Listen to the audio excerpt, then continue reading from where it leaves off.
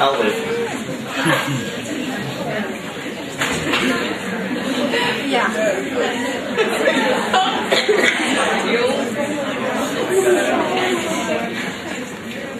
Wearing the headscarf or hijab has come to symbolize various social stereotypes throughout the world. Now we will have a speaker break through these stereotypes and reveal the truth about its meaning and impact on her life. Please welcome Tirzah.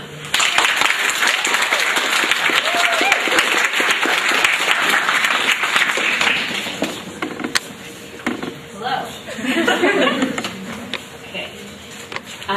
I only have one memory of my 4th grade back-to-school night. It begins with me running across the playground in search of my mother. But the 3 teenage boys that I encountered instead were nowhere near as friendly as my mother. One of them yelled at me, "Hey, why don't you go back to where you came from, you terrorist?" That escalated very quickly. Let's backtrack a little here.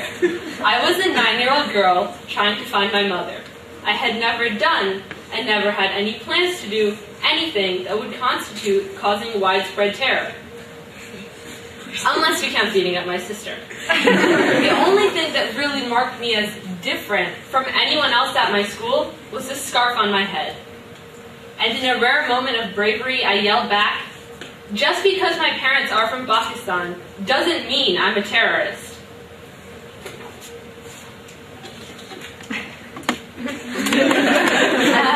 Here are a few of the glaring flaws in their argument that struck me even at the age of 9. Number 1, I was 9 years old. Number 2, I was 2 years old when 9/11 happened. Logic suggests that I couldn't have had anything much to do with 9/11, even if I wanted to. Number 3, I have literally never stepped foot outside of this continent. I can't even drive, let alone operate military equipment. The furthest I've been from my home was when I was born in Canada. That's it. I've never even been further south than Virginia. So the place where I came from would be my house. Number 4, what in the world? Like, when I think about this still, to this day, which was, I think it was going on 6 years ago, I'm still so genuinely confused. So why did this scarf that I wear to this day become such a strong symbol of terrorism for some people that they'll look at a nerdy little girl with a scarf on her head and glasses on her face and call her a terrorist? Unfortunately, when we see images of mysterious veiled women, we see some key words associated with these images, like jihadists, Islamists, terrorists, extremists, fundamentalists. I think we all know why this is so, because that article is usually about some extremist group like Taliban or Al-Qaeda who seek to propagate a view of Islam that Islamophobes feed off of to gather evidence for their own messages of hate. For this reason, images of veiled women usually elicit feelings of fear or confusion among non-Muslims, and that is why we see so many people pointing to the hijab as a symbol of oppression. So, what does my scarf actually represent?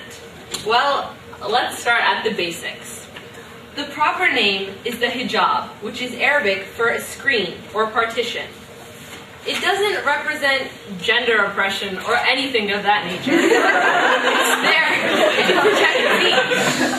It's there to protect me as a young Muslim girl from the unwanted attention of men, or anyone for that matter. And quite honestly, I found that it does work. I feel more confident knowing that when I go up and give a presentation in English class, people are only focusing on the words that I'm saying because they can't see anything else.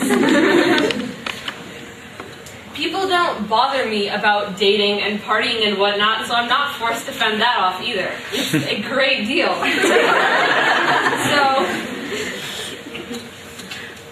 Here are some of the questions that a few of my friends and I decided that every hijab-wearing girl, or hijabi, gets asked way too often, and we consequently don't like. I've provided answers to them, so should you encounter a hijabi, you know not to ask them about this and can therefore converse with them like they're a normal human. Number 1, don't you ever get hot? This question never gets old. It always happens at the height of summer, when everyone is decked out in tank tops and shorts, and I'm still wearing my jeans, long dresses, and hijab. And it's a well-intentioned question, and I appreciate your thoughtfulness. Here's the answer. Yes. Just as you feel hot in the summer, so do I. Unfortunately, I don't have my own built-in air conditioning system, which I'm sure many of you can relate to, so I feel just as hot as a normal person would. Number 2, do you have to wear that at home? No, I only wear it when there are men who are not related to me around. So as long as none of my brother's friends are around, I'm good. And before you ask, this means that no, I don't wear it to sleep. That's ridiculous. Number 3. Does your dad wear that? I think my dad is somewhere back there. He doesn't. No, the hijab is only for women because women are often more objectified for their external beauty, like their long hair and more appealing facial features. But men are also told that even though the women are covered up, they shouldn't be looking in that direction anyways.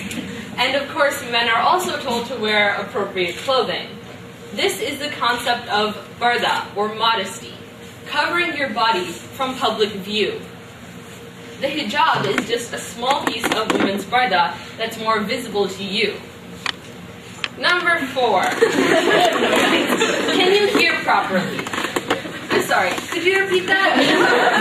Of course I can hear you. It's just a piece of cloth.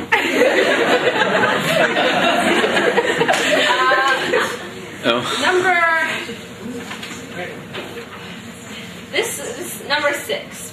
This question is probably my all-time favorite. Do you wear it in the shower? The only answer to this question is yes. Yes, I wear it. Just like you wear your shirts and pants in the shower, I wear my scarf in the shower. Number 7. Do you have to wear it? Now, this question can get a little bit complicated. So, parda, if you remember, is modesty. It in itself is a commandment from God in the Quran, which is our holy book. But it's not an option. But don't get this confused and think, wait, so she is forced to wear it? Let me explain just a little bit further. So, when the Quran talks about things that Muslims are supposed to observe, like prayer, fasting, and parda, which are all commandments and not options, it basically describes them as prescriptions. So, as Muslims, we say that God has prescribed prayer, fasting, and parda for us. Like any other religion, has certain commandments, certain things that a Muslim must do if he or she is to be considered a true Muslim. For example, we would all think that Christians and Jews who attend church and synagogue regularly, or Hindus who go to service at temple regularly, would be more religious, because attending services at places of worship is something that most religions say that true believers would do. So my point is, Islam does not force you to do anything. In fact, the Ahmadiyya Muslim community to which I belong makes it a special point to explicitly reject any type of compulsion in matters of faith, and to reject all types of terrorism or violence. Islam does, however, provide guidelines. The decision to be a true Muslim is all up to you, and one characteristic of a true Muslim is that he or she observes parda in its proper prescribed way. So my answer to you is, if I want to be a true Muslim, then yes, I have to observe parda. But the level of spirituality that I pursue is all up to me, and I will be responsible for my own decisions. So, forgot about this. So, if you ever see a Muslim woman or girl wearing a hijab, don't look at it as something her mother, father, brother, sister, or possibly her husband is telling her or forcing her to do. Consider it her declaration of faith, her message to you that she has a set of beliefs and that this is her expressing her determination to follow through with them and respect that. Thank you.